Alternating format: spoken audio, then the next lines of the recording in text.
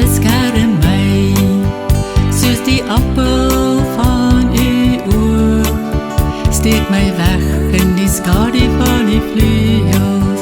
Die Here God is ons krag, hy beskerm ons. Die Here gee genade en eer, hy weerhou die goeie nie van die wat reg lewe nie. Dit gaan goed met die mens wat op u vertrou. Trou beskerm jou aan alle kante, jy hoef nie bang te wees nie. Hy sal sy engele opdrag gee om jou te beskerm waar jy ook al gaan.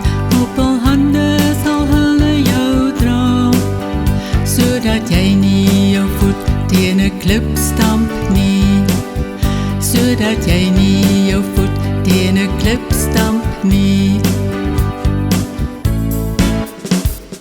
Ek, die Here, stuur 'n engel vir jou uit om jou op die pad te beskerm en jou na die plek te bring wat ek vir jou reg gemaak het. Jy moet die Here jou God dien, dan sal hy jou met kos en water seën en siekte van jou weghou. Toe ek gedink het my voete gly, het die troue liefde my reg opgehou.